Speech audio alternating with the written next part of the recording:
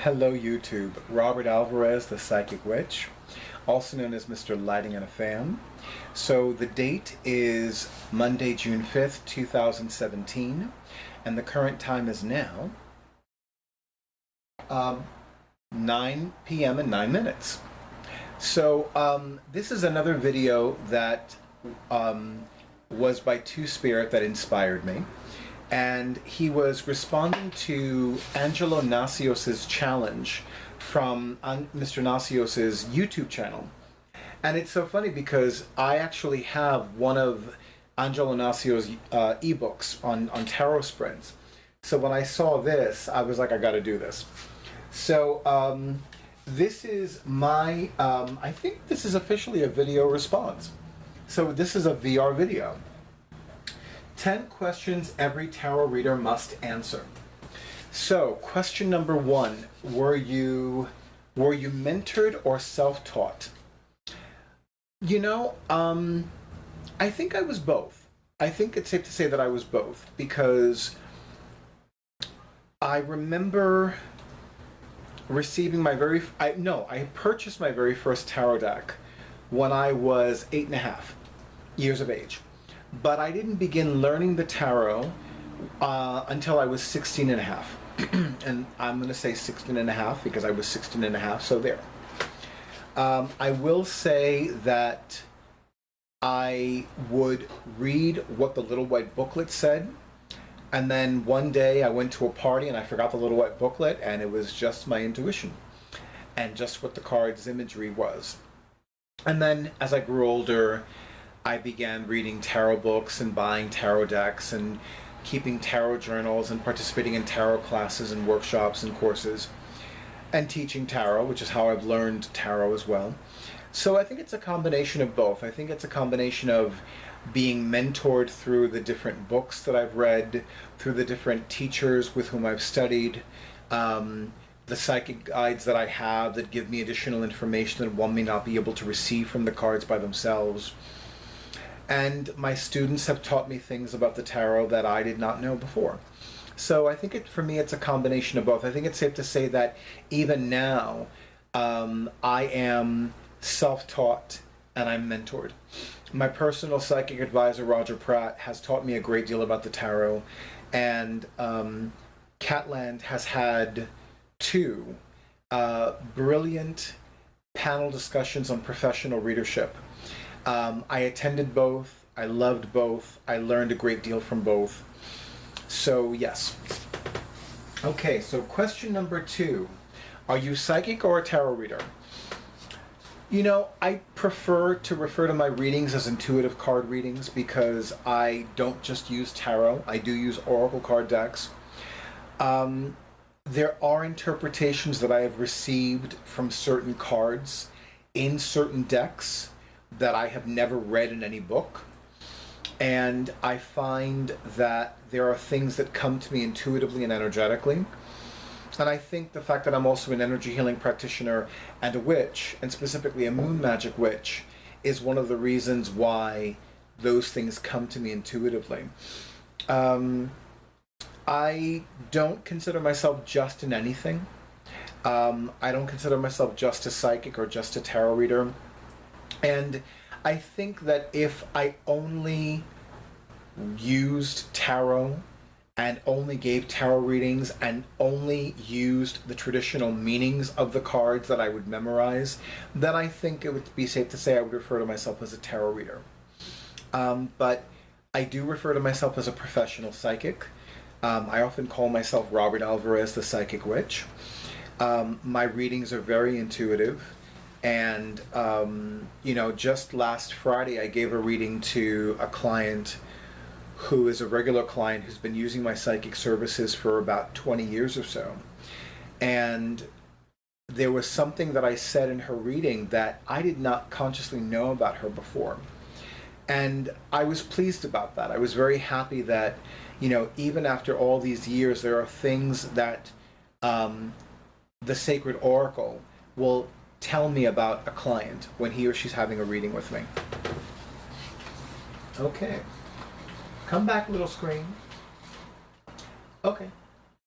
question number 3, are your predictions accurate, and is accuracy important to you? Yes and yes, respectively. So, you know, I'm thinking about a client who had a reading with me, and it was, I think it was her very first reading with me, and I remember, and she told me this afterwards, which is why I remember it now all these years later, but during that first reading she had with me, I told her that I saw her going on a cruise. Now, after months later, when she had her second reading with me, before that reading began, she told me that when I told her that, she thought I was crazy. I loved that she told me that. I really did, because you know what? There are things that clients want to tell me and they don't tell me. And I'm like, yeah, you can tell me that.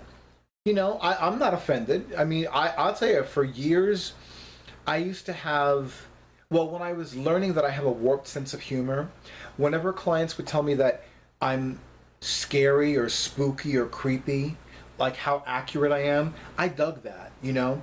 I mean, even now, if somebody were to say, you're creepy good, I'd probably like smile, because that would make me happy.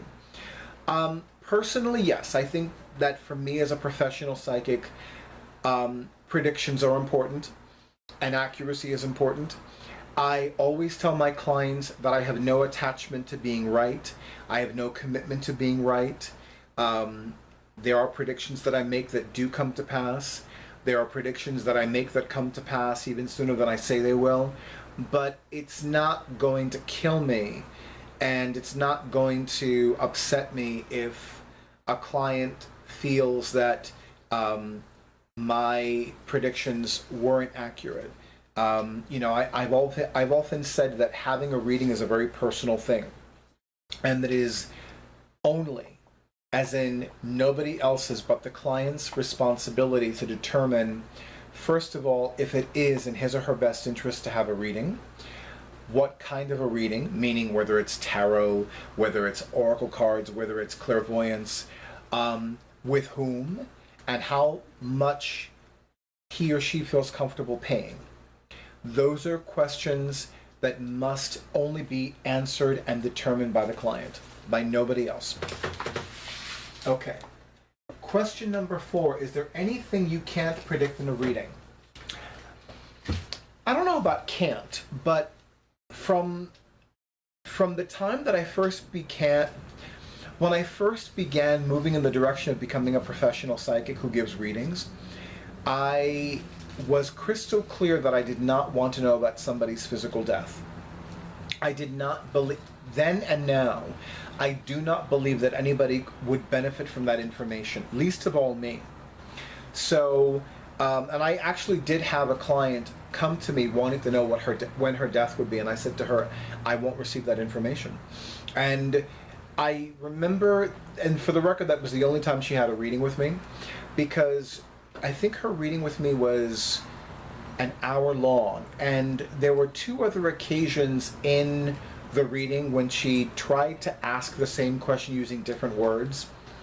And, you know, I told her the same thing. I said, I'm not going to receive the answer to that question, because I don't think either one of us could benefit from that information, least of all me. So, yeah. If I really wanted to know, I would know, but I really don't want to know. I've come to embrace my mediumship abilities, but I do not want to know when a client is going to die. I don't even want to know when I'm going to die, because if I find out, God forbid I find out I'm going to die, let's say tomorrow, I'm going to be really bitched out, and I'm going to do things differently in a way that might prevent certain things from happening in my life that would really be good. So rather than mess things up by knowing when I'm going to die, I'm going to be like, you know what? I'm going to do what I can and live my life to the fullest. But yes, I must get a passport. Okay. Question number 5. Do you use only tarot, or are you multidisciplinary? So, and I actually answered a similar question in Arwen Lynch's Tarot Tag 15. So, the vast majority of my clients do come to me for readings. and primarily readings with the tarot. However, I do have clients that come to me for oracle card readings. I have clients that have come to me for palm readings. I have given rune readings with rune stones as well as rune cards. I've only used the pendulum a few times, but as part of a reading with either the tarot or runes. I have given purely clairvoyant readings, and occasionally clients will come to me for astrological charts and profiles, and there is a branch of astrology called predictive astrology. Although I think it's called something else. No, I think it's called predictive astrology. So I do know other divinatory disciplines, but the one that the vast majority of my clients come to me for most of all is tarot. The one that I go to for myself most of all is tarot. Oh, black screen again. Okay. Hello, hello, hello. I gotta like do this a little bit. Thank you. Okay. Question number 6. Is the message in the cards or in your head? Since my readings are intuitive card readings, it's a combination of both. My psychic guides give me additional information that one may not be able to receive from the cards by themselves. There are some cards that I don't even remember what their traditional meanings are because my psychic guides, and specifically my primary psychic guides, David and Anthony, will give me additional information about those cards that pertain to the client. And there are times when I will read cards purely intuitively. There is a fairy-themed tarot deck, and I actually don't remember the artist or the creator of the deck offhand, but I do recall it was published by US Game Systems. And it was the very first tarot deck that I ever encountered where every border was different. Now, those of us that have been using tarot for a while, or even working with tarot for a while, even if only a few months, we know that most tarot decks that have borders, it's almost always the same border. And the very few borderless tarot decks out there, it's almost always a different border, or rather almost always borderless. And yet, this particular fairy-themed tarot deck, every card had a different border. It was a different color, it was a different design, it was a different everything. And it was the most unusual experience that I've ever had with the tarot. All of my readings were purely intuitive, and they were almost completely channeled. It was a very unusual experience for me, and I think that it actually unsettled me a bit, because that's a tarot deck that I haven't used in a few years. And I don't really get unsettled about the mystical or the magical that often. But it, I might need to like bring out that tarot deck again.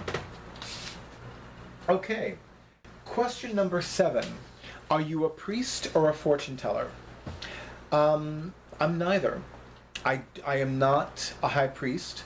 I have been acting as a high priest in magical rituals and pagan rituals, but I am not a priest, like an ordained priest. And it's so ironic because my very first Reiki master teacher is an ordained interfaith minister in the Order of Melchizedek. And I remember when he said that, I said to myself, you know what, that's what I need to be too. That's something else that I've put on the back burner, and it'll happen, but it's not a priority right now. But fortune teller, I'm not a fortune teller. And as somebody that lives and spends somebody that lives very close to and spends a great deal of time in New York City, I've had the great fortune and the great privilege to work with some very talented professional psychics who are also very knowledgeable about New York state laws. And it is actually against the law, at least in the state of New York, to give fortune telling, to do fortune telling. Anybody, if I were to put a sign in a window in New York City saying fortune telling here, I would get arrested. And I would be promptly arrested very quickly. So if I am ever in the New York City area conducting readings, and somebody uses the phrase fortune telling, I immediately correct him or her and say, no, I am not I'm not telling your fortune. I am conducting an intuitive card reading. If you are divinely guided to have a reading with me, and if your angels are telling you it's a good thing for you to do, then sit down and we will cut the cards and take it from there. But I'm very, very particular and very mindful, and I've needed to be much more mindful about what I say and how I say it, because, unfortunately there have been times where I said the wrong thing, and it bit me in the ass, it smacked me in the ass, it fucked me up in the ass in a very unpleasant way. So, and yeah. Okay. So I am neither a priest nor a fortune teller. I am, if anything, an intuitive card reader, and I am Robert Alvarez, the Psychic Witch, also known as Mr. Lighting in a Fan. Question number 8. Are you a fixer or a looker? This is another question that I'm going to say neither. I am neither a fixer nor a looker. Now, I must admit, when I first read this question, when I first heard Two Spirit say this question, I thought to myself, you know what, I need to really thank you. I need to really meditate on this question. So, one thing that I have found is that one thing that makes a lot of my clients happy is when I give them recommendations on what to do to improve certain situations in his or her life. There is a very powerful practice for me, and it's actually the title of a book written by the late and great Dr. Wayne W. Dyer. It goes, there is a spiritual solution to every problem. So for me, when a client tells me that he or she has a problem, I look at it like, okay, what's the spiritual solution? What's one magical thing that this client can do to eliminate this problem and experience or receive or manifest the blessing, the gift, or the miracle that he or she desires and needs? So that's how I look at it. So, and certainly the clients that have also come to me for readings and participated in my metaphysical prosperity classes, I've certainly talked about the different metaphysical methods and sacred tools that they can use to create, manifest, and maintain divine financial supply. So I'm not looking, and I'm also very literal, so I'm not looking at the client's reading and saying, well, how can I fix this? How can I fix this person? What am I looking at? How, am I just observing? So I would say that there's a part of me that observes. When I'm looking at all the cards, I do observe them collectively. I observe them in combinations. I observe them individually. And I'm also observing and listening to what my psychic guides are telling me about the cards and about those situations, etc. But I don't look at a client like, well, this is a fucked up bitch, I need to fix this bitch right up. No, I don't do that, because that's not who I am, number one. And I am a firm believer that somebody does not have to be in dire straits to have a reading. I think that some of the best times to have a reading is when things are going really great.